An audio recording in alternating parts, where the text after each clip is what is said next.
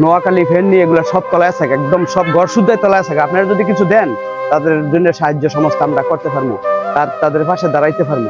আপনারা কিছু সাহায্য সংস্থা করেন তো ভাই, চালু করে করেন, দেন দেন ভাই, কি দিবেন দেন। ওই যে ভাই যাক, এই ভাই 500 টাকা দিছে।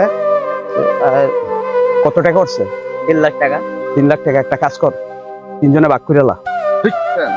বস কি কোন বস, এই তেরান যদি আমরা 3 লাখ টাকা খেয়ে লাই, আমরা তো তেরান দিতে মানুষের হক, গরিব মানুষের হক, যারা বন্যায় ক্ষতিগ্রস্ত হচ্ছে তাদের হক, তাদের না দিয়ে যদি আমরা খেয়ে লাই তাহলে সমস্যা।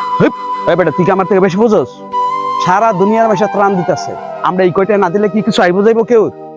চুপ থাক, আমি যা কমু তাও হইব। দেখেন ভাইয়ের আমার, আমরা ত্রাণ দিতে আসি, ঢাকা থেকে অনেক টাকা পয়সা উঠাই, এলাকা সবার ঘরে ঘরে দিয়ে আসছি, আরো দিব, আরো আরো অনেক যথেষ্ট পরিমাণ আমাদের কাছে ত্রাণ আছে।